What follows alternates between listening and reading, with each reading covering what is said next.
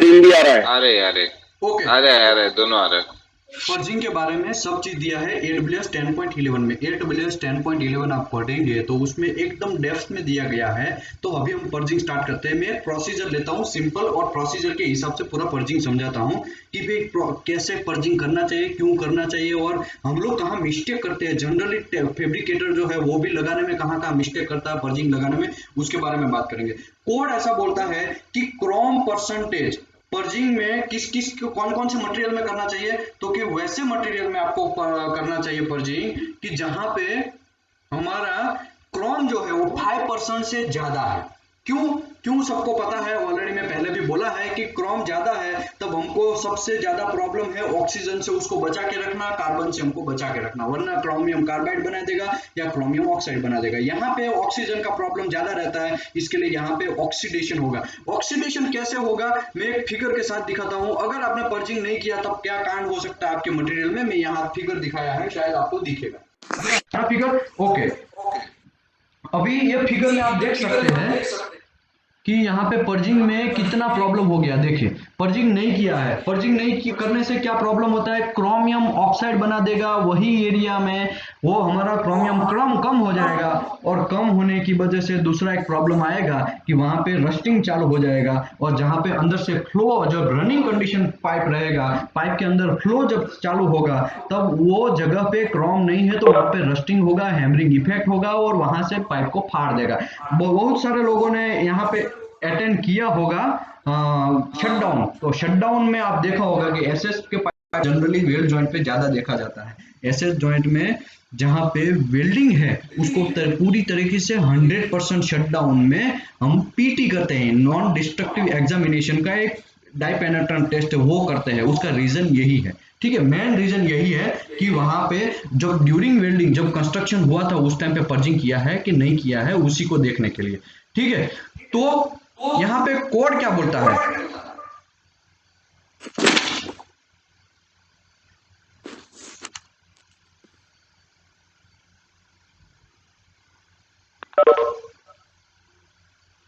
यहाँ पे कोड ऐसा बोल रहा है, अरे यार वापस बंद हो गया, अभी भी आवाज नहीं मेरी?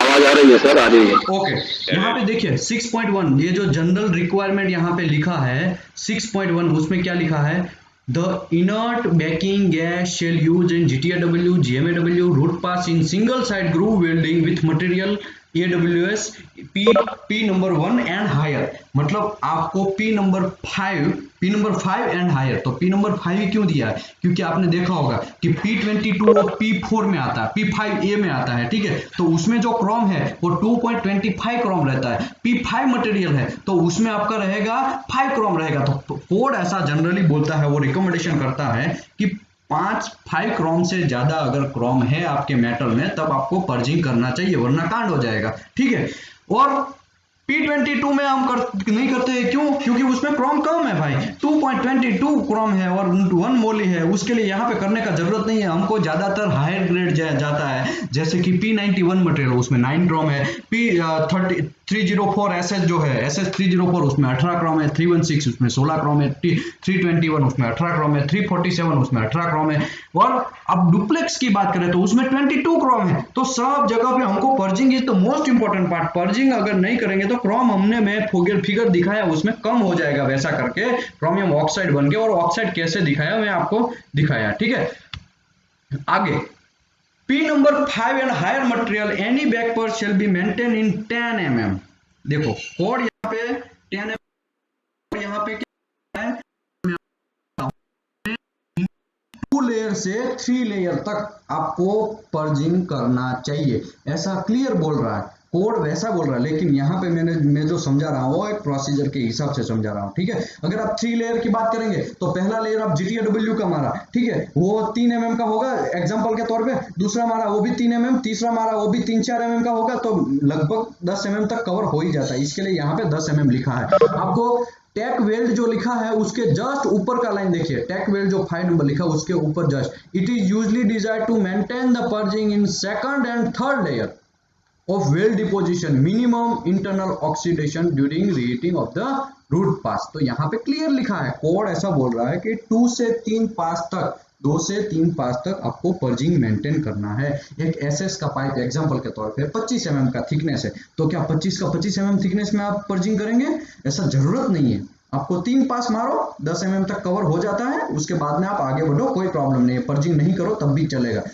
ये सब चीज पता होना चाहिए, ये सब नहीं पता है, उसी की वजह से हम लोग पर्जिंग भी नहीं करते, पर्जिंग चेक भी नहीं करते। पर्जिंग कैसे चेक किया जाता है? ऑक्सीजन एनालाइजर से। ऑक्सीजन एनालाइजर कैसा होता है? मोबाइल जैसा ही होता है, उसमें जैसे ईयरफोन डालते हैं वैसे ही उसमें एक ऑक्सीजन एनालाइजर का एक टिप डालते हैं। वो टिप जनरली जहाँ पे चेक करना है उसी के अंदर हम घुसाते हैं, और घुसाने के बाद हम चेक करते हैं कि भाई इन अंदर कितना पर्जिंग है कि नहीं है। और सबसे पहले मैं आपको पर्जिंग की बात करता हूँ, एक फिगर दिखाता हूँ। पर्जिंग एक्चुअली ऐसे होता है, देखिए यहाँ पे मैं फिगर दिखाया है, वैसे एक बीच में एक जॉइंट होगा, यहाँ से एक फिटअप किया है, दूसरी साइड भी एक फिटअप किया है, और बीच में आपने पर्जिंग सेटअप किया है। एक मास्किंग टेप, जॉइंट के ऊपर मास्किंग टेप लगाया है, उसके टॉप पोजीशन में से आपको पर्जिंग चेक करना है। अगर टॉप पोजीशन में चेक नहीं करेंगे तो क्या होगा?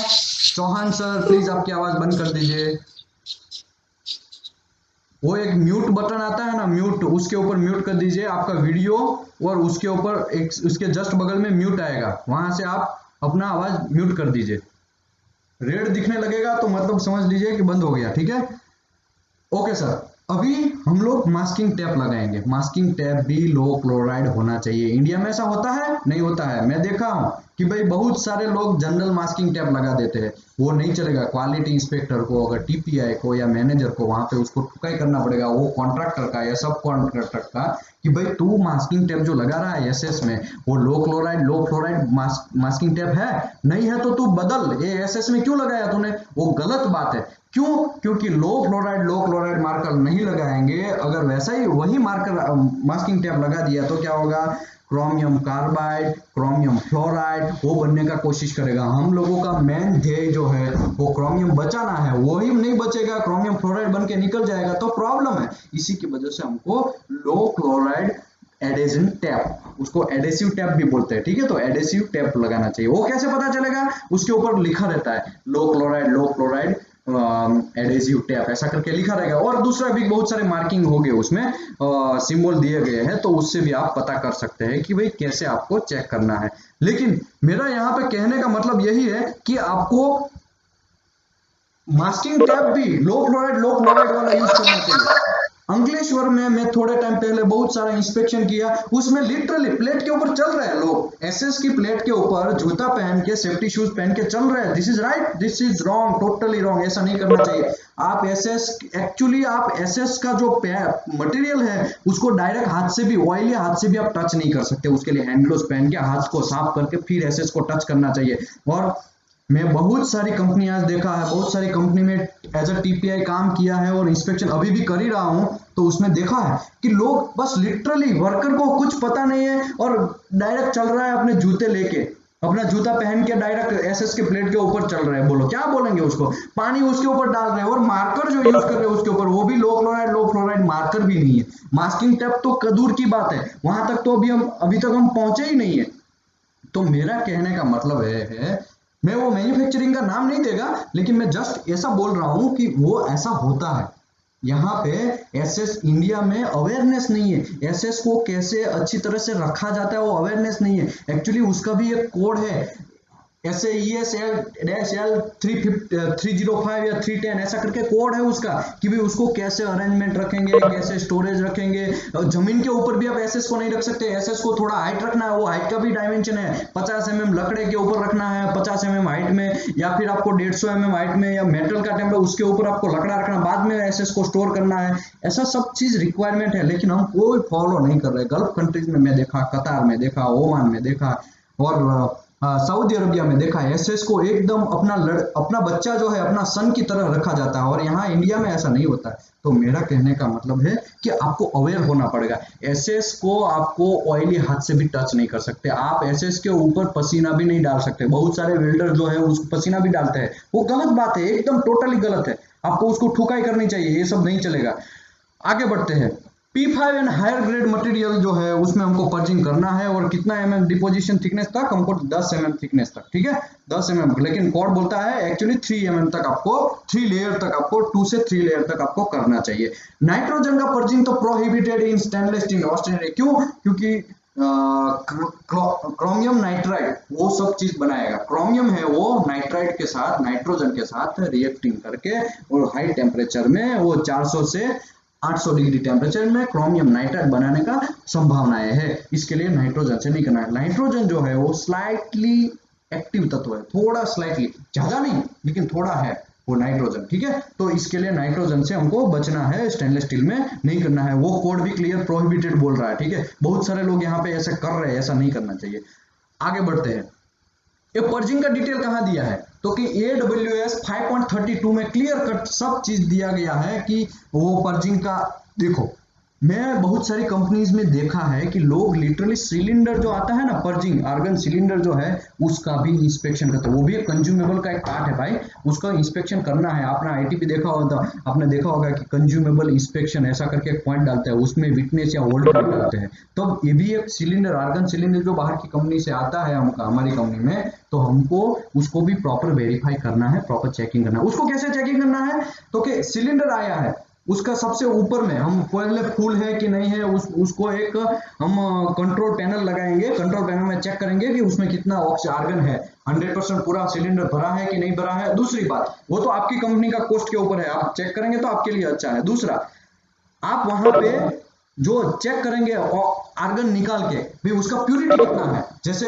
ऑक्सीजन हम चेक करने के लिए ऑक्सीजन एनालाइजर यूज करते हैं, वैसे हम आर्गन चेक करने के लिए भी आर्गन एनालाइजर हमको यूज करना है। वो भी मोबाइल जितना ही आता है उसके फ्लो के सामने रखेंगे तो पता चलेगा उसमें प्यूरिटी कितना है, उसमें क्या क्या परसेंटेज कौन सा है और कितना प्यूरिटी होना चाहिए, 99.999% प्यूरिटी होना चाहिए। वो चीज कहाँ लिखा है इतना प्यूरिटी होना चाहिए, SFA section 2C, SFA 5.32, otherwise वो नहीं आपको पढ़ना है। तो AWS ये 5.32 में क्लियर कट लिखा है, ठीक है। सिलेंडर का इंस्पेक्शन करने के टाइम आपको मिनिमम 10% विटनेस करना चाहिए। एग्जांपल के तौर पे 100 सिलेंडर आए तो कम से कम 10 सिलेंडर को आपको निकाल के उसका उसमें कितना प्यूरिटी है वो चेक करना चाहिए। लेकिन आप देखते हैं, आप सही बोलिए, जितने भी लोग यहाँ पे अटेंड कर रहे हैं कोई भी ऐसा कर रखा है कभी? कोई इंडिया में तो ऐसा नहीं होता, मैं देखा, मैं गल्फ कंट्री में तो हम लोग करते हैं, सबको पता है, वहां पे तो जॉब जाने का संभावना ही है, यहाँ पे तो चलता है जाने दो, ऐसा होता है, इसकी वजह से यहाँ पे लोग नहीं करते। तो आप अवेयर हो जाइए, ऐसा करना चाहिए आपको, एक कोड बोलता है ऐसा करना चाहिए, ठीक है, इंस्पेक्शन करना वो आपकी जिम्मेदारी है। आगे बढ़ते हैं, और ओके, गैस प्यूरिटी उसमें चेक करना है, मॉइस्चर चेक करना है, ड्यू पॉइंट चेक करना है। ड्यू पॉइंट भी आपको उसी से मिल जाएगा, वहां पे ऐसे घुमा के उसका कोल्ड कितना है, हॉट कितना है, वो सब चीज मिल जाएगा। पर्जिंग किसमें कितना होना चाहिए, तो कि लो अलॉय स्टील है उसमें 1% तक पर्जिंग चलेगा। ओके, दूसरा आपका स्टेनलेस स्टील अलॉय है और निकल अलॉय है, उसमें 0.05% तक पर्जिंग चलेगा। बहुत लोग यहाँ पे मिस्टेक करते हैं इंटरव्यू में, third party inspection, third party inspector जो सर्वेयर हमारा इंटरव्यू देने जाता है तो उसको पूछा जाता है स्टेनलेस स्टील में आपको पर्जिंग कितना मिनिमम होना चाहिए, तो क्या बोल देते हैं 0.00, तो वो गलत बात है, आपको 0.05 बोलना चाहिए, वहां तक आप एक्सेप्ट कर सकते हैं। 0.05 तक आपको पर्जिंग देखना चाहिए। वो कैसे चेक करेंगे, अभी मैंने दिखाया था, ऑक्सीजन एनालाइजर से डाल के चेक करेंगे। वो डाल के क्यों चेक करेंगे, सॉरी कहाँ चेक करेंगे, हमारा एक जॉइंट है, जॉइंट का हमने मास्किंग टैप लगाया है तो सबसे टॉप पोजीशन है, 0 डिग्री पोजीशन है, वहां पे चेक करना चाहिए। क्यों भाई नीचे नहीं चेक करना, क्या करना चाहिए, क्यों साइड में नहीं, बीच में नहीं, क्यों ऐसा सब जगह पे क्यों नहीं चेक करना, क्यों टॉप पोजीशन में चेक करना चाहिए? टॉप पोजीशन में चेक करने का रीजन ये है कि आप जो है ये जो आर्गन है वो थोड़ा डेंस है, थोड़ा वेट वाला है, ये जो एयर है उससे थोड़ा वेट वाला है, तो ऑक्सीजन से थोड़ा वेट उसका ज्यादा है, तो क्या करेगा, अगर 24 इंच का पाइप है तो 24 इंच के पाइप में आप पर्जिंग डालना स्टार्ट करेंगे, दोनों तरफ दोनों साइड से आप क्लोज कर देंगे। क्लोज कैसे करेंगे वो आगे आएगा, मैं समझाएगा, लेकिन आप ऐसा समझ लीजिए क्लोज कर दिया आपने, अंदर पर्जिंग डाला, पर्जिंग डालने के बाद आप क्या किया, इंस्पेक्शन कर रहे हैं, तो सबसे टॉप पोजीशन आपका जो फिटअप हुआ है वहां पे सबसे टॉप पोजीशन मास्किंग टेप लगाए, वहां से थोड़ा होल करके आप नीडल अंदर घुसाएंगे और चेक करेंगे और आपको पर्जिंग ऑक्सीजन एनालाइजर से पता चलेगा हाँ इतना है। वही पोजीशन, क्यों मैं बात कर रहा हूं, ऑक्सीजन जो है वो थोड़ा लाइट है, तो जैसे ही आर्गन आर्गन अंदर घुसेगा, एग्जांपल के तौर पे 24 इंच का पाइप है, तो जैसे ही आर्गन घुसेगा सबसे पहले वो नीचे की पोजीशन में, सबसे जो बिलो पोजीशन है पाइप का, नीचे का पोजीशन है, उसमें भरना स्टार्ट होगा। वहां से वो ऑक्सीजन को धक्का मार के निकालेगा, भाई तू यहां से हट, मतलब आर्गन है उसका जगह कवर करेगा। तो क्या होगा, ऑक्सीजन जो है वो ऊपर जाएगा, धीरे धीरे ऊपर जाता जाएगा, आर्गन अंदर जाता जाएगा, एक टाइम ऐसा आएगा फुल भर जाएगा। तो ऊपर से सब जगह, अगर आपको प्रॉपर तरीके से चेक करना है तो ऊपर से आपको एयर कितना है वो जल्दी पता चल जाएगा। उसी की वजह से मैं बोल रहा हूं कि आपको टॉप पोजीशन में जल्दी चेक करना, पहले चेक करना चाहिए। साइड में चेक करेंगे तो वहां पे तो भर भर के आ गया। चलो एग्जांपल के तौर पे मैं आपको बोल रहा हूं कि आपने 90 डिग्री पे, एग्जांपल के तौर पे चेक किया, 90 डिग्री पे होल किया, जो जॉइंट है वहां पे वो मास्किंग टेप से वो अंदर थोड़ा घुसाया मास्किंग टेप के अंदर, और आपने चेक किया, तो क्या होगा, पर्जिंग एग्जांपल के तौर पे भरते भरते भरते भरते 30 डिग्री तक पहुंच गया है, तब वहां पे तो आपको 0 पर्जिंग मिलेगा। समझ रहे हैं ना, एयर एक्चुअली ऊपर रहेगा, ओवरहेड पोजीशन जो एकदम 0 पोजीशन है वहां पे तो कुछ एयर रहेगा, लेकिन आपको यहाँ गलत रीडिंग बताने का चांसेस है, इसके लिए आपको टॉप पोजीशन पे चेक करना चाहिए। ओके, अभी यहाँ पे आपने बोला, हमने बोला कि 10 mm तक, ये जो 10 mm जो है वहां तक हमको पर्जिंग रखना चाहिए। तो हम कैसे चेक करेंगे, रूट पूरा मार दिया, एग्जांपल के तौर पे गोल्डन जॉइंट है, लंबा जॉइंट है, उसमें हमने आर्गन पूरा डाला, डालने के बाद हमने ऊपर से जब रूट मारते हैं, मारते मारते मारते मारते पूरा रूट फिनिश हो गया, रूट में हमने चेक कर लिया, फिर रूट फिनिश हो गया, फिर हॉट पास, तो वहां पे तो कोई हॉल बचा ही नहीं, कहां से चेक करेंगे। तो उसके लिए 2 से 3 मेथड है, ठीक है, चेक करने का। मैं आपको समझाता हूं कैसे। एक मेथड है आपका यहाँ पे पर्जिंग टाइम का, purging time is equal to V divided by PGFR into 4। तो PT is equal purging time, जो पर्जिंग टाइम हमको कैलकुलेट करना है कितना है, वो V हमको वॉल्यूम पता है पाइप का, 8 इंच का 24 इंच का जो भी है उसका वॉल्यूम पता है, पर्जिंग गैस फ्लो रेट भी हमको पता है, हमने कितना रेट रखा है, पर्जिंग आर्गन का कितना फ्लो रेट रखा है वो भी हमको पता है, तो हमको ये इजीली टाइम पता चल जाएगा। ओके, ये सब मेथड बहुत वेट लग रहा है कि ये सब कौन कैलकुलेट करेगा, ऑन जॉब पे इतना टाइम नहीं रहता है ये सब चेक करने का। एक दूसरा भी मेथड मैं आपको समझाता हूँ। आपको पर्जिंग आया, एग्जांपल के तौर पे आपने ऑक्सीजन आर्गन चालू किया 10 मिनट या 15 मिनट के अंदर, आपको एग्जांपल के तौर पे चलो 15 मिनट तक आपने चेक किया, तब आप चेक करते जा रहे, तब आपको पर्जिंग आ गया 0 आया, एग्जांपल के तौर पर 0.05% आया, ठीक है। तो आपको कितना लगा, 15 मिनट लगा।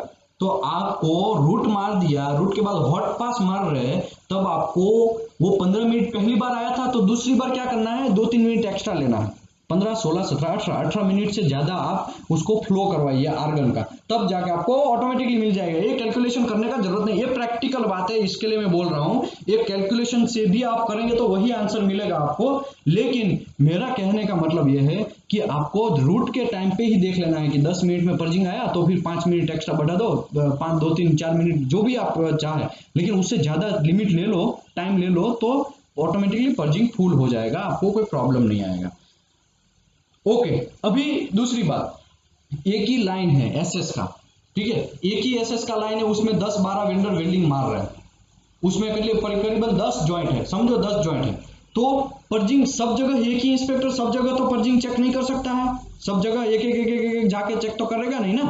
तो इसके लिए कोड थोड़ा आपको रिलैक्सेशन देता है कि भाई आपको 10% जॉइंट चेक करना है, दो लास्ट एंड में और एक बीच में, 10%। अगर 100 जॉइंट चेक किया, 100 जॉइंट पर्जिंग हो रहा है, बीच में हो रहा है, बहुत सारे वेल्डर उसमें बैठे हुए हैं, या भी जॉइंट फिटअप कंडीशन में है, भले ही वेल्डर ना मारता हो लेकिन जॉइंट फिटअप कंडीशन में, और आपको पर्जिंग वहां से ही फ्लो करवाना पड़ेगा, वैसा कंडीशन हो सकता है। कभी कभी बहुत सारा एसएस का लंबा लाइन रहता है, करीबन 300 मीटर 400 मीटर लंबा एसएस का 2 इंच का लाइन है, तो आप सब जगह पे तो चेक नहीं करेंगे, सब जगह मास्किंग मार देंगे, दो जहां पे वेल्डर बैठा है वहां पे चेक कर लेंगे, ऐसा होता है कभी, क्योंकि एक ही आपका एक्सेस होता है डालने का और दूसरी जगह आपको दूसरा बीच में फिटअप हो गया। तो ऐसी कंडीशन में आपको लास्ट जो जॉइंट है दोनों वहां पे चेक करना चाहिए, पर्जिंग 0 आ गया मतलब एज पर रिक्वायरमेंट 0.05% आ गया है और बीच में आ गया है, तब आप आगे बढ़ सकते हैं, कोई प्रॉब्लम नहीं है, ठीक है।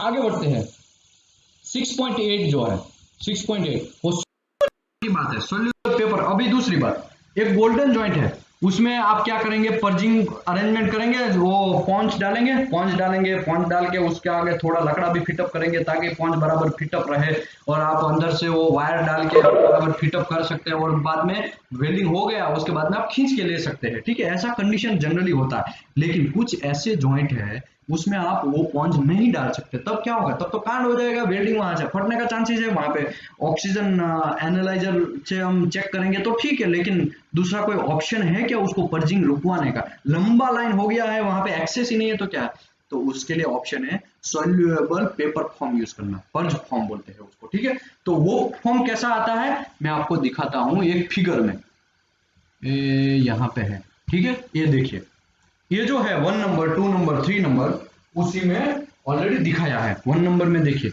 आप एज अ पर्च फॉर्म रहता है, ठीक है, वो सॉरी वाटर सॉल्युएबल पेपर रहता है। वो क्या होता है, जब आपको पर्जिंग होने के टाइम आपको फिटअप कर देना है, फिर जॉइंट को वेल्डिंग मार देना है, अंदर पर्जिंग भी डाल देना है, फिर क्या होगा, लंबा जॉइंट है वहां पे खींचने का चांसेस नहीं, वहां पे मैं बोल रहा हूँ ऐसा भी लोग यूज करते हैं, जनरली यही ज्यादा लोग यूज करते हैं। वेल्डिंग मारने के बाद आपको निकालने का कोई जरूरत नहीं है, फिर आप पानी जब हाइड्रो करेंगे तो ऑटोमेटिकली उसमें वो सोल्यूबल हो जाएगा, उससे कोई प्रॉब्लम नहीं है, ठीक है। वही बोल रहा हूं मैं कि ऐसा करना चाहिए, ये भी एक मेथड है। सोल्यूबल पेपर फॉर्म आप यूज करके आप आगे बढ़ सकते हैं, जहां से एक्सेसिबिलिटी और पाइप डैम फिटअप करने का एक्सेसिबिलिटी नहीं है वहां की मैं बात कर रहा हूं, ओके। अभी purging dam are used but can not retrieve after the welding, मतलब बाहर आप निकाल नहीं सकते उस टाइम पे, priority to dissolve water soluble dam आप यूज कर सकते हैं। और वाटर सोल्यूबल पेपर जो है वो लो क्लोराइड होना चाहिए, आपको ये ध्यान रखना है, यहाँ पे लो क्लोराइड नहीं होता है तो बहुत बड़ा प्रॉब्लम होता है, मैं आपको बोला लो क्लोराइड नहीं है तो क्या होगा, ठीक है, क्रोमियम हेलो। का चांसेस है। हाँ सर बोलिए। सर वो जो सोल्यूबल पेपर का आपने जो बोला, हाँ हाँ सर मान लीजिए ड्यूरिंग हाइड्रो टेस्ट, हाँ मतलब आप हाइड्रो टेस्ट अगर पेपर वो मतलब रिलीज नहीं हुआ तो, क्योंकि एक बार ऐसा हुआ था, पेपर ओके डाउन जो था ना ओके वो ओके, इसमें मैं चिपक वही के बोल रह रहा गया हूँ, था। बहुत अच्छा क्वेश्चन किया आपने। सर म्यूट कर दीजिए, अभी मैं आपको एकदम एग्जैक्टली समझाता हूँ ऐसा क्यों होता है। ओके सर म्यूट कर दीजिए। अभी ओके देखो, सर। ओके, ये ऐसा क्यों होता है, जब आप हाइड्रो करते हैं तब वो पेपर निकलता नहीं है, ऐसा क्यों होता है, तो यहाँ पे मैं आपको दिखाता हूँ, ये फिगर कहाँ गया, हाँ, ये 1 2 3 देख रहे हैं, आपने ऐसे करके 1 2 फॉलो किया, 3 भी फॉलो किया, आपने प्रॉपर फिटअप कर दिया, फिर आप यहाँ पे जो इसका हाथ है 3 नंबर में जहां पे हाथ लगाया है वहां पे पूरा राउंड में आप मास्किंग टेप लगा देंगे। सर सब लोग अपना आवाज म्यूट कर दीजिए प्लीज, सब लोग। ओके नवनाथन भाई प्लीज सर।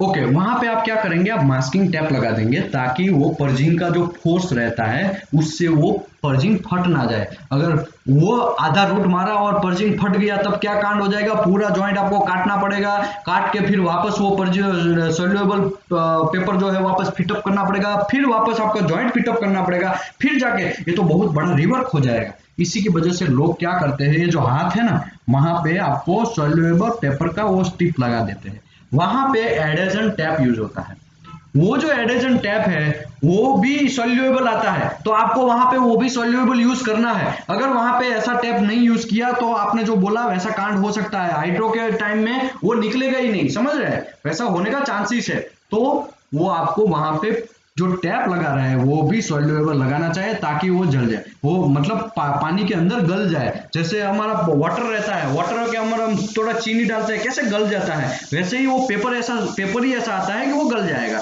ठीक है। तो आपको यहाँ पे 3 नंबर में दिखाया है, वहां पे आप जब मास्किंग टैप लगाते हैं वो भी मास्किंग टैप वाटर सोल्यूबल भी आता है, वैसा आप टैप लगाएंगे तो कोई प्रॉब्लम नहीं आएगा। जनरल आप मास्किंग टैप को लो क्लोराइड वाला है ठीक है लगा दो चलेगा, और वो लगा देंगे तब आपको ज्यादा टाइट होने की वजह से हाइड्रो में निकलने का चांसेस कम रहता है, तो वो भी एक रीजन है, तो आपको ये सब ध्यान रखना पड़ेगा। ओके अभी हम आगे बढ़ेंगे, ठीक है, ये कैसे करना है वो मैं आगे भी आएगा तो मैं समझाएगा। मैं आपको ये बोल रहा हूँ कि आपको वो सब चीज फिटअप कहाँ करना है। क्या आपको ज्वाइंट के एकदम बगल में सेटअप कर देना है, एकदम बाहर सेटअप करना है? तो कोड क्या बोलता है, कोड 150 mm का लिमिट देता है, ज्वाइंट से दूसरी बाइट 150, ज्वाइंट का दूसरी साइड 150 mm तक आपको वो फिटअप कर देना है। और 150 से 300 यहाँ पे कोई कंपलसरी नहीं लिखा है कोड ने। यहाँ पे आप AWS 10.11 देखेंगे, वहां पे भी क्लियर लिखा है कि शेल भी वर्ड यूज किया है, ठीक है। आपको यूज करना है तो 150 mm जॉइंट से दूर दूर, ये जॉइंट के दूसरी साइड, दूसरी भी साइड, दोनों साइड 150 mm दूर आप सोल्यूबल पेपर या फिर जो भी है पर्जिंग डैम सब चीज लगा सकते हैं। ओके, दूसरी बात, कभी कभी हीटिंग होता है, आपने देखा होगा स्टेनलेस स्टील, रशिया में जाएंगे आप, गल्फ कंट्रीज में भी मैं देखा है। गल्फ कंट्रीज में क्या होता है, मॉर्निंग में जब टेम्परेचर कम रहता है, 5 डिग्री 6 डिग्री रहता है, तब हम लोग क्या करते थे, एसएस जो है वो भीगा हुआ रहता है, पानी उसमें मॉइस्चर रहता है, उस टाइम पे हमको थोड़ा उसको हीटिंग करना है। और हीटिंग भी टॉर्च से नहीं करना है, एसएस में तो आपको बहुत हीटिंग का ध्यान रखना है, टॉर्च से तो आपको करना ही नहीं है। वो इसके लिए एक हीटर आता है, हॉट एयर निकालता है वैसा हीटर, वो उसको आप इलेक्ट्रिसिटी से टच कर लगाएंगे प्लग, और आप हीटर से लगाएंगे तो हॉट एयर निकलेगा। जैसे आप ठीक है, वो दूसरा मैंने जो बात नहीं करना चाहिए, कैसे में आपको समझ गया है, आप लोग समझ गए होंगे शायद कि भाई एक हीटर आता है, हाथ हैंड हीटर आता है, वो हैंड हीटर से आपको एसएस को थोड़ा वार्म हीट करना है। आप हाथ रख सकेंगे, हाथ रखेंगे तो आपको इतना गर्म नहीं लगना चाहिए, उतना वार्म हीट करना है, ठीक है, ताकि अंदर कुछ मॉइस्चर हो निकल जाए। तो वो कंडीशन में कभी कभी ज्यादा भी हीट होता है, कभी कम हीट होता है। तो अगर हीटिंग ज्यादा होता है उस टाइम पे आप वो जो 150 से 300 mm का है वो आप आगे पीछे कर सकते हो, उससे कोई प्रॉब्लम नहीं है, ठीक है, वो दिखा है। मास्किंग टैब, एडेशन टैब आपको यूज करना है, और वो भी प्रॉपर तरीके से करना चाहिए, ध्यान रखना चाहिए। ओके, ये फिगर नंबर 1 दिखाया है, उसमें आप कैसे आपको सोल्यूबल पेपर लगाना है, स्पॉन्ज प्लग लिखा है, प्लॉन्ज प्लग लिखा है, देख रहे हैं। और ये जो है इनर गैस ट्यूब है, एक ट्यूब इस साइड से डाला है, और बीच में हम लोग क्या करते हैं, वायर डालते हैं ताकि उसको खींच सके। जब वेल्डिंग खत्म हो जाता है वेल्ड जॉइंट का, फिगर नंबर 1 में आपको दिख रहा होगा, वो जब वेल्डिंग फिनिश हो जाता है उस टाइम पे आप उसको खींच लेंगे। तो ये कंडीशन है, स्क्रीन नहीं दिख रहा है ये तो ये कंडीशन है, ये तो सर, सर, स्क्रीन नहीं दिख रहा है नवनाथन जी सर प्लीज आपका आवाज, सर। सर, स्क्रीन नहीं दिख रहा है। दिख रहा है सर, सबको दिख रहा है, मुझे भी दिख रहा है, मुझे सबको दिख रहा है, मुझे मेरा दूसरा भी मोबाइल है उसमें भी दिख रहा है सर, ऐसा करिए आप लेफ्ट होके फिर ऐसा करिए आप लेफ्ट होके फिर, और सर आप क्या? आवाज बंद कर दीजिए प्लीज सर, आपका म्यूट कर दीजिए आपका मोबाइल में। ओके, तो मेरा कहने का मतलब यहाँ पे ये है, आप उसको खींचेंगे, जहां पे खींचने का पॉसिबल नहीं है वहां पे सोल्यूबल पेपर लगाएंगे, जहां पे पेपर नहीं लगा सकते हैं वहां पे आपको ज्यादा आर्गन डालना पड़ेगा, आपका कॉस्ट कंट्रोल होने का, कॉस्ट का प्रॉब्लम है वो आपका कंपनी बिहेव करेगा, ठीक है। तो आपको ऐसा पर्जिंग लगाना चाहिए। ओके, अभी दूसरी बात, purging dam shall be slightly bigger diameter, वो उसको थोड़ा ज्यादा डायमीटर रखना चाहिए। पॉन्ज जो है उसको थोड़ा ज्यादा डायमीटर रखने से क्या होगा, ज्यादा डायमीटर आप रखेंगे तब आपको, सर आपका जो भी क्वेश्चन है सर प्लीज आप उसमें डालिए, वो नोट में डालिए, चैट में डालिए, मैं आपको एकदम क्लियर आपको सब समझ में आ जाएगा। पूरा समझाने के बाद एक क्वेश्चन आंसर करेंगे और उसमें करेंगे। Okay okay sir, okay sir, आपका आवाज म्यूट कर दीजिए प्लीज सर। ओके, अभी मेरा कहने का मतलब यहाँ पे ये है, स्लाइटली आपको थोड़ा बड़ा रखना पड़ेगा, वो एक प्रैक्टिकल बात है, ये लोग आपको इंस्टीट्यूट में वो सब कोई करवाएगा नहीं, मैं आपको ऐसा बोल रहा हूँ, थोड़ा ज्यादा रखने से आपको फायदा क्या है, वो लूज नहीं होगा, बराबर टाइट से फिटअप होगा, आर्गन जो है वहां से निकलेगा नहीं, ठीक है, आर्गन वहां से निकलेगा नहीं, उसी की वजह से मैं बोल रहा हूँ कि आपको थोड़ा टाइट रखना चाहिए। ओके, ये मैं क्यों बोल रहा हूँ, मैं भी जॉब कर रहा हूँ साथ में, अभी भी मैं भी एक कंपनी से जुड़ा हुआ हूँ, मैं ऐसा कोई ये सेशन कर रहा हूँ, इसका मतलब ये नहीं है मेरा पैशन है, मेरा कोई पैशन नहीं है, ये टाइम है, लॉकडाउन की वजह से ये सेशन कर रहा हूँ, और उसी में मैं मेरे प्रैक्टिकल के हिसाब से समझा रहा हूँ, ठीक है। तो आपको थोड़ा बड़ा रखेंगे तो फायदा क्या है आपको, तो फायदा यह है कि वहां से ऑक्सीजन सॉरी आर्गन है वो टाइट होकर, अगर प्रेशर भी रहेगा तो वहां से निकलने का चांस, अगर कम रखेंगे आप डायमीटर थोड़ा कम रखेंगे तो क्या होगा, वो पंच तो ऐसा दबाएंगे तो दब जाएगा वैसा होता है, तो आर्गन जो है वहां से फोर्स होके निकलने का बाहर चांसेस रहता है, इसके लिए आपको बड़ा रखना चाहिए। Okay, purging data and send through out the purging gas centre and leave.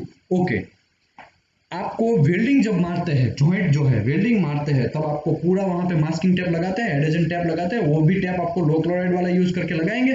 फिर वेल्डर ओवरहेड पोजीशन से वेल्डिंग स्टार्ट करेगा, धीरे धीरे धीरे धीरे ऊपर आता जाएगा 90 डिग्री, फिर 0 डिग्री ऐसा करके आएगा। तब वेल्डर को जहां से वेल्डिंग का टॉर्च है उसके जस्ट आगे 1 इंच या 2 इंच तक आप उसको वो पेपर थोड़ा निकालना, वहां से आर्गन को निकालने देना है बाहर, ठीक है। फ्लो भी आपको प्रॉपर तरीके से रखना है, आगे आएगा कितना फ्लो रखना है। अगर ज्यादा फ्लो रखेंगे तो आप वेल्डिंग मारेंगे तो रूट में वो जो फ्लो की ज्यादा फ्लो की वजह से क्या होगा, आपका मेटल जो है वो बाहर की साइड आ जाएगा, metal proper root penetration proper नहीं होगा। इसके लिए फ्लो भी आपको as per requirement, as per WPS रखना चाहिए, ठीक है। WPS का आप डेविएशन करेंगे तो मेटल बाहर आ जाएगा और उसको बोलते हैं क्या बोलते हैं, रूट कनकेविटी, हाँ रूट कनकेविटी बोलते हैं, ठीक है। रूट कनकेविटी आने का चांसेस है और बहुत सारा उसमें प्रॉब्लम हो सकता है, lake of fusion, lack of penetration, fusion तो नहीं, फ्यूजन का तो प्रॉब्लम आ ही सकता है, लेक ऑफ पेनिट्रेशन का भी प्रॉब्लम आता है। तो आपको फ्लो उसके हिसाब से रखना चाहिए। और जो वेल्डर वेल्डिंग मारता है उसके जस्ट आगे थोड़ा आपको खोल के रखना है, उसके आगे मारता जाएगा, वो मास्किंग टेप निकालता जाएगा, मारता जाएगा, मास्किंग टेप निकालता जाएगा, ऐसा होता है। अभी दूसरी बात, सबसे पहले आपको टॉप पोजीशन है, कोड क्या बोलता है, कोड ऐसा बोलता है टॉप पोजीशन में आपको विंडो रखना है। रूट इंस्पेक्शन आप टॉप पोजीशन से चेक कर सकते हैं। जनरली इंडिया में क्या होता है, मैं बोलता हूँ वेल्डर है ना, कोई भी टॉप पोजीशन में विंडो नहीं रखता। विंडो का मतलब क्या हुआ कि वहां से इंस्पेक्टर आएगा, पूरा रूट चेक करेगा, रूट चेक करने के बाद फिर आपको वो विंडो क्लोज करने का परमिशन देगा। पूरा वेल्डिंग हो गया लेकिन 0 पोजीशन है, वहां पे थोड़ा वेल्डिंग बच के रखना है, और वेल्डिंग इंस्पेक्टर जब आएगा वो चेक करेगा, तब उसको पता चलेगा। इसी की वजह से मैं बोल रहा हूँ, ठीक है, वो रूट चेक कर सकता है। इंडिया में क्या होता है, इंडिया में वेल्डर कॉल भी नहीं करता है, वो तो ये भी नहीं बताता है यहाँ पे SS का फिटअप हो गया है, आ जाओ चेक करो। मैं जनरल कंडीशन बोल रहा हूँ, मैं रेगुलर, बहुत सारी कंपनी है जो अच्छी अच्छी कंपनियां है, थर्मेक्स है, रिलायंस है, L&T है वहां पे, और SR है, बहुत सारी अच्छी अच्छी कंपनियां हैं, लिंडे है, वो सब में फॉलो होता है। लेकिन कुछ कचरा जीला चालू जो कंपनियां है, जो जिसके पास कुछ एक्सपीरियंस नहीं है SS का कैसे काम करना चाहिए, 10 साल भी एक्सपीरियंस, अगर एक्सपीरियंस है भी फिर भी वो जानबूझ के अपना प्रोडक्शन की वजह से ये सब टेक केयर नहीं लेते, ठीक है। रूट तो चेक करवाते ही नहीं है इंस्पेक्टर से, दे दबा दब वेल्डिंग खत्म करो, 6 महीने में प्रोजेक्ट खत्म करो, 1 साल का प्रोजेक्ट 6 महीने में खत्म करके जाने दो, क्वालिटी का MBA होने दो, कोई प्रॉब्लम नहीं, ऐसा सोच के आगे बढ़ते हैं। लेकिन वो गलत बात है, वो जिन लोगों की जिंदगी के साथ खिलवाड़ करते हैं, वो ऑन जॉब पे जाके अगर फटा और बहुत सारे लोग मर गए तो हु इज रिस्पॉन्सिबल। सो आपको ये टेक केयर करना पड़ेगा। अगर TPI में है, अगर क्वालिटी में है, तो आपको क्लियर कट उसके ऊपर एक्शन लेना चाहिए, ठीक है। ओके, विंडो आपने रखा टॉप पोजीशन में, वेल्डिंग इंस्पेक्टर को वेल्डर जो है वो इन्फॉर्म करेगा, विंडो आके चेक करेगा। फिर मैं आपको बोल रहा हूँ, फिर गल्फ कंट्रीज में क्या होता है, वो विंडो ओपन रखता है, पूरा रूट चेक किया, कुछ भी रिपेयर रूट की वजह से आया, रूट में कुछ भी रिपेयर आया, तो वेल्डिंग जो इंस्पेक्टर है उसके ऊपर पर्ची फटेगा। मैं आपको जो है वो फैक्ट बोल रहा हूँ। Welding inspector is the responsible for 200% checking the welding, even hot pass भी चेकिंग 100%, इंटर पास 100%, और फाइनल कैपिंग जो है वो भी 100% पाइपिंग में SS में आपको चेक करना चाहिए, ठीक है। वो विंडो बराबर चेक किया है, आपको पोजीशन देखना है, रोड RT होगा, RT में कुछ जगह एग्जांपल के तौर पे ओवरहेड मतलब 90 डिग्री या 180 डिग्री पे कुछ भी जगह पे पोरोसिटी पिन होल, वो भी रूट में, एग्जैक्ट रूट में, या lack of fusion, lack of penetration root में आया, जो दिख रहा है ऐसा आया, तब सबसे पहले आपको वेल्डिंग इंस्पेक्टर को आंसर देना पड़ेगा। ओके, अभी वेल्डर तो रिस्पॉन्सिबल है ही, वो तो एक डिफरेंट मैटर है, उसके बाद वेल्डिंग इंस्पेक्टर रिस्पॉन्सिबल है। उसके बाद ये जो विंडो है वहां पे कोई भी रिपेयर आया तो वेल्डिंग इंस्पेक्टर को कोई टेंशन लेने की जरूरत नहीं, तुरंत पर्ची जो भी फटेगा वो वेल्डर के ऊपर फटेगा, क्योंकि विंडो से आप पूरा रूट चेक किया, लेकिन जहां विंडो क्लोज करने के टाइम पे वो वेल्डर गलती किया तो आपका कोई प्रॉब्लम नहीं है। आपको डायरेक्ट रूट कोज एनालिसिस का एक मेथड आता है, रूट कोज एनालिसिस का एक फॉर्म आता है, वो फॉर्म में आपको क्लियर लिखना है कि भाई विंडो पोजीशन में उसने रिपेयर लाया, हम क्या कर सकते हैं। उसका रीजन ये है कि वेल्डर को जो भी था करंट प्रॉपर नहीं लिया, या आर्कस्ट्राइक और पोर स्किल, ऐसा करके जो भी बहुत सारे रीजन रहते हैं वो आप लिख सकते हैं, ठीक है। वो जो भी एक्चुअल रीजन है वही डालना है, ठीक है। घर का रीजन कुछ भी नहीं डालना है, बचने के लिए कोई अगला दूसरा तीसरा रीजन नहीं डालना है। ओके, तो अभी हम आगे बढ़ेंगे। Precaution shall be taken prevent the purging gas to escape enter the root opening। हाँ, अभी जो मैं प्रिकॉशन कैसे लेना है, कहाँ से वो पर्जिंग डाल बाहर निकले किया। हायर फ्लो रेट जो होगा तब क्या प्रॉब्लम आएगा उसके बारे में भी बात किया कि भी रूट कनकेविटी आने का चांसेस है, रूट पेनिट्रेशन नहीं निकलेगा प्रॉपर तरीके से, वो भी होता है। ठीक है, ओके। फ्लो कैसे रखना है, तो कि जो अलॉय स्टील है उसमें 1% का आपको फ्लो चेक करना है ऑक्सीजन एनालाइजर से, और ऑक्सीजन सॉरी ये स्टेनलेस स्टील है, ऑस्टेनेटिक, डुप्लेक्स, निकल अलॉय, वो सब में 0.05% चेक करना है। ठीक है, डॉक्यूमेंट आपको करना है, अटैचमेंट जो भी है उसके हिसाब से आपको काम भी करना है। ओके, कुछ क्वेश्चन है, मैं उसके बारे में डिस्कस करता हूं कि हम पर्जिंग करते हैं तो ये सब कहाँ लिखना पड़ेगा कि भाई आपको प्रॉपर तरीके से ये मेंटेन किया है आपने, प्रॉपर ये जो स्पॉन्ज है वो निकाला है, इसके लिए एक फॉर्म आता है, वो फॉर्म आपको फिलअप करना है ऑन जॉब पे जाके। आपके टेबल के ऊपर नहीं फिलअप करना है, आप टेबल के ऊपर बैठ गए और डायरेक्ट फिलअप कर दिया कि हाँ उसने निकाला होगा, देख लिया, ओके, ऐसा टेबल ऊपर साइन करके फिर वो आप सबमिट करेंगे डॉक्यूमेंट में, ऐसा नहीं चलेगा। ऑन जॉब पे जाके आपको वेरीफाई करना है कि वो स्पॉन्ज है आफ्टर वेल्डिंग निकाल दिया या नहीं निकाला। ठीक है, कुछ लोगों का क्वेश्चन था कि भाई टैग वेल्ड जो है टैकिंग हम कर रहे हैं, वो टैकिंग में हमको पर्जिंग करना है कि नहीं करना है एसएस में। ऑब्वियसली कोड क्लियर बोलता है कि भाई टैग वेल्ड कंडीशन में आपको जैसा कि रनिंग वेल्डिंग जो मार रहे हैं, रेगुलर वेल्डिंग मार रहे हैं, उतना टैग केयर कर, जितना ले रहे हैं उतना ही टैग वेल्ड में लेना चाहिए। टैग वेल्ड में अगर आप प्रॉपर टैग केयर नहीं लेंगे तो कैसा होगा, यहाँ पे दिखाया फिगर में देख रहे हैं, वहां पे ऑक्सीडेशन हो गया, देखिए थोड़ा ब्लैकिश हो गया, देख रहे हैं, तो वो एक प्रॉब्लम है। यहाँ पे सबसे ज्यादा प्रॉब्लम इंडिया में मैं देखा है रूट का, तो टैग वेल्ड का तो किधर भी आज तक मेरी 12 साल की 10 साल की लाइफ में आज तक मैं किधर भी नहीं देखा है कि टैग वेल्ड का वो कोई पर्जिंग करता है, मैं नहीं देखा आज तक। गल्फ कंट्रीज में होता है, अगर थर्ड पार्टी आपको आ गया पकड़ लिया कि टैग वेल्ड में आपने डायरेक्ट ऐसे ही टैग वेल्ड मार दिया, तब कांड हो जाएगा, आपके ऊपर बहुत बड़ा एक्शन हो जाएगा। ठीक है, इसके लिए वेल्डर को भी समझाना है, हम लोगों को इंडिया में इंप्रूव करना है, इंडिया को लोगों को समझाना है कि भाई देख एसएस का है, P5 हायर अलॉय है, उसमें टैग वेल्ड मार रहा है, तो दूसरी साइड से जहां पे आप टैकिंग मार रहे हैं उसके जस्ट दूसरी साइड में आप आर्गन का थोड़ा टॉर्च दूसरे लोग उसके हेल्पर दिया है तो हेल्पर से, फैब्रिकेटर है तो फैब्रिकेटर से उसको बोलिए कि वहां पे आर्गन थोड़ा रखेगा ताकि हम लोग प्रॉपर तरीके से टैग मार पाएंगे। ठीक है, ओके। अभी किसी का क्वेश्चन है चैट बॉक्स में, वो मैं चैट बॉक्स में पढ़ के बोलता हूँ कि भाई क्या क्वेश्चन है। हमारा आज एकदम छोटा सा सेशन था। ओके, 10 जॉइंट विशाल भाई एक मिनट, हाँ सर, एक मिनट, बस वो है कि कलर डिस्कशन और फोटोग्राफ, कलर डिस्कशन में सर मतलब आपको मालूम है ऑक्सीडेशन हम लोग ने बराबर दिया है कि नहीं हुआ। रूट में अब आरएमको का एक प्रोसीजर है, मेरे को अभी याद नहीं, मैं बहुत साल पहले आरएमको प्रोजेक्ट किया था, इसलिए एक प्रोसीजर में एक फोटोग्राफ दिया था, कुछ 6 to 7 फिगर दिया हुआ है फोटोग्राफ से, उसमें कुछ पीपीएम भी इतना में व्हाइट कलर हो जाएगा, उसके बाद थोड़ा डार्क हो जाएगा, उसके बाद थोड़ा डार्क हो जाएगा। कहाँ तक का हमारा रूट एक्सेप्टेबल है और कहाँ तक का हमारा ऑक्सीडेशन हो गया है, ऐसा करके एक प्रोसीजर में एक फोटोग्राफ दिया हुआ है। सर वो फोटोग्राफ नहीं है, लेकिन आप इचिंग प्रोसेस से भी ये चेक प्रोसीजर मालूम है आपको प्रोसीजर मालूम है क्या? प्रोसीजर का प्रोसीजर सर मैं आपको सेंड करेगा। देखिए मेरे पास है ना आरएमको का बहुत सारे प्रोसीजर, मेरे पास आरएमको का बहुत सारा प्रोसीजर पड़ा हुआ है, लेकिन एटलीस्ट मेरे को आप एक प्रोसीजर नंबर बता देगा तो मैं उसमें से निकाल के आपको बोल सकता हूँ भी ऐसा कंडीशन आ सकता है इसमें। प्रोसीजर का नंबर तो यार इसमें है ना बहुत सारे थाउजेंड ऑफ प्रोसीजर है ऐसे ये मेरे पास 1000 हुआ, लेकिन कौन सा प्रोसीजर में क्या आ रहा है अभी मैं भी बहुत टाइम से भूल गया हूँ सर। एल सीरीज में आ रहा है उसका नंबर, एल सीरीज में। ओके मैं बोलता हूँ कौन सा प्रोसीजर की बात कर रहे हैं, नहीं जो 11 है नहीं हो सकता। स्टेनलेस स्टील के लिए स्टेनलेस स्टील की वैल्यू मारने के लिए स्पेशल प्रोसीजर है आरएम। ओके मैं बताता हूँ यहाँ पे पूरा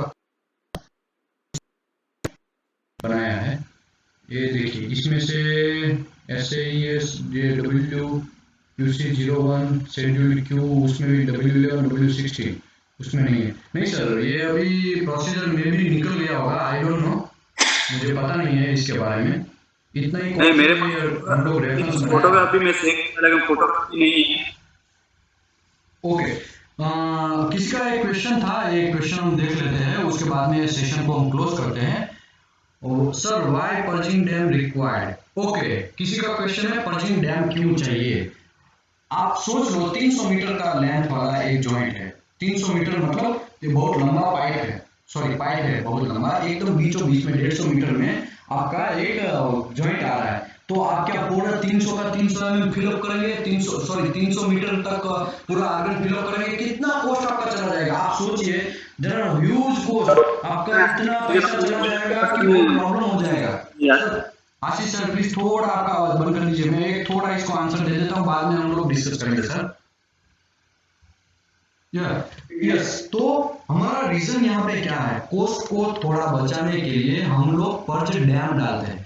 पर्ज डैम डालने से क्या है कि वो थोड़े ही एरिया में हमको आर्गन फ्लो करवाना पड़ेगा, बाकी का एरिया हमारा बच जाएगा, तो हमको बाकी का ज्यादा आर्गन डालने का जरूरत नहीं है। तो आर्गन को हमको बचाने के लिए, और प्यूरिटी, सबसे ज्यादा प्यूरिटी, आप लंबा 300 मीटर में 300 मीटर जो है उसमें आप आर्गन डालेंगे, एग्जांपल के तौर पे मैं बोल रहा हूँ, ठीक है। 300 मीटर ऐसा जनरली ये फिक्स नहीं है, मैं बहुत सारा लंबा भी हो सकता है, छोटा भी हो सकता है। अगर उसमें आप डालते हैं आर्गन, तो उसमें श्योरिटी आप कैसे करेंगे कि 100% इसमें हम पूरा मिला कि नहीं मिला, वो भी एक मसला है। तो अगर आप पर्ज डैम डालेंगे तो आपको बहुत बड़ा फायदा होता है, आपका आर्गन भी बच जाएगा, आपका प्रॉपर तरीके से आप विटनेस भी कर पाएंगे, आपका क्वालिटी भी इंश्योर होगा प्रॉपर तरीके से, ठीक है। इसी की वजह से पर्ज डैम डालते हैं। सर अगर एक लाइन में 10 जॉइंट रहा तो बीच वाले जॉइंट में एडेजन टेप लगा के प्रैक्टिकल एडेजन टेप नहीं सर वो टेप। ओके, एडेजन टेप कैसे लगाएंगे। ओके, एकदम सिंपल है यार। देखो एक पाइपलाइन है, ठीक है, 2 इंच का पाइपलाइन समझो, सॉरी 2 इंच का एसएस का पूरा लाइन है, वो भी 200 मीटर लंबा है, समझो 200 मीटर लंबा है। तब उसके बीच में 10-12 जॉइंट आ रहा है, तब क्या करना है, एडेजन आपको टैप लगा देना है, 2-3 राउंड मार देना है, हो गया, उससे श्योरिटी आ जाएगा। आप वहां से आप आर्गन लीक होने का चांसेस नहीं है। आप देखेंगे अगर प्रैक्टिकल में जाके, तब आपको वहां से लीक होने का चांस, लेकिन एडेजन का प्रॉपर तरीके से लगाना चाहिए, जॉइंट का दोनों साइड प्रॉपर तरीके से आना चाहिए। फिर आप एक थोड़ा कवर करेंगे, जॉइंट थोड़ा खुला रह जाएगा, वैसा होगा तो वहां से लीक होगा। तो आपको प्रैक्टिकली वहां पे अच्छी तरह से दोनों कवर हो जाएगा, वैसे 2-3 राउंड मार देंगे तो वहां से लीक होने का चांसेस नहीं है, वो श्योरिटी, क्योंकि आर्गन का इतना भी ज्यादा फोर्स नहीं है कि आपका एडेजन टैप को भी फाड़ दे, समझ रहे, इतना भी ज्यादा फोर्स नहीं है। क्यों? क्योंकि WPS में जो फ्लो लिखा है वही फ्लो आप रखेंगे तो कोई प्रॉब्लम नहीं आएगा। ओके, सकबैक, हाँ वो सकबैक का चांसेस है, ये बात सही बात है। अफजल आलम सर ने लिखा है कि भाई जब आपका फ्लो ज्यादा होगा तो सकबैक आने का चांसेस है। ओके, दूसरा किसी को क्वेश्चन है सर? सर और एक क्वेश्चन है। हाँ सर बोलिए। विशाल भाई, हाँ सर। सर मैं डाउनलोड किया सर। ठीक है। हेलो। हाँ सर, अगर डाउनलोड किया है तो आप शेयर करिए, नो प्रॉब्लम सर, आप शेयर करना स्टार्ट करिए, मैं यहाँ स्टॉप करूँगा। ओके सर बोलिए। 2-3 मिनट। हेलो। ओके सर, सब लोग पहले म्यूट कर हेलो दीजिए। सर। चौहान सर आप ही खाली बोलिए सर। सर मान लीजिए अगर जो पेपर डाउन में डाला हुआ है। हेलो। हाँ बोलिए। हेलो। सर वो जो सोल्यूबल पेपर डाउन जो हमने डाला हुआ है, वो अगर आफ्टर आइडोरेस अगर चिपका रहता है तो फिर उसको हम रिमूव कैसे करेंगे?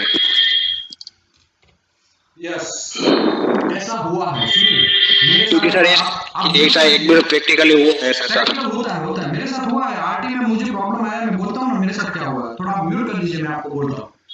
कभी क्या कांड हो जाता है। आशीष सर आप भी थोड़ा म्यूट कर दीजिए, खाली आप शेयर करिए स्क्रीन बस, मैं जैसे ही आंसर दे देता हूँ। एक मिनट में करता हूँ। ओके, अभी क्या होता है, कांड ऐसा होता है कि आपका जॉइंट वेल्डिंग मार दिया, फिर कभी अंदर फैब्रिकेटर जो है वो वेल्डिंग इंस्पेक्टर, ये सब गलती किसका है, वेल्डिंग इंस्पेक्टर का गलती एक्चुअली है कि वेल्डिंग इंस्पेक्टर ने स्टार्टिंग में ही जाके नहीं लिया एडेजन टेप को, वो जो मास्किंग टेप है वो चिपका दिया, ठीक है, चिपका दिया, फिर वो जो वेल्डिंग मार दिया, वेल्डिंग मारने के बाद वो निकला नहीं, तब आपको क्या करना है, तब आपको जॉइंट को काटना पड़ेगा, काट के फिर निकालना पड़ेगा, वहां पे कोई कॉम्प्रोमाइज नहीं है, जॉइंट को आपको काटना ही पड़ेगा। वो जॉइंट अगर नहीं काटना है तो दूसरा क्या ऑप्शन है, मैं बोलता हूं प्रैक्टिकल है, ये कोई वो नहीं है, ठीक है, प्रैक्टिकल है। दूसरा क्या ऑप्शन है, आपको आइस लेना है, आइस जो है ना, आइस आइस देखा ना, वो फ्रीजर का आइस की मैं बात कर रहा हूँ। उसको कपड़े में लपेटना है, कपड़े में लपेटने के बाद वो आइस भी लो क्लोराइड पानी वाला बनाना चाहिए, ठीक है। अगर ऐसा नहीं करना है तो आपको लो क्लोराइड वाटर यूज करना चाहिए, ठीक है। देखो यहाँ पे लो क्लोराइड तो मैं बोलेगा ही बोलेगा, क्योंकि एसएस में प्रॉब्लम करता है। इसके लिए आप जनरल पानी का डीएम वाटर है, जनरल वाटर है, उसको आइस बना के फिर वहां पे लगाएंगे, वो नहीं चलेगा। आपको लो क्लोराइड वाटर लेना है, उसका सर्टिफिकेट भी आपके पास होना चाहिए। प्रैक्टिकली क्या होता है, प्रैक्टिकली आपको आइस को वहां पे चिप लगाना है, वहां पे मतलब थोड़ी देर घिसना है, तब क्या होगा, अंदर से जो एडेजन टैप जो है वो वहां से निकल जाएगा। फिर आपको एयर मार के उसको निकाल लेना है, ठीक है। वरना दूसरा भी एक, आप मैं आपको ये जो बोल रहा हूँ आप शायद समझ गए होंगे मेरे साथ ऐसा क्यों हुआ। मैं बोल रहा हूँ, एक जॉइंट था, हमने आरटी के टाइम पे वो एडेजन टैप बीच में आ रहा था, और वेल्डिंग का जो ग्राइंडिंग किया उसका कचरा भी वहां पे एडेजन टैप के ऊपर चिपक गया।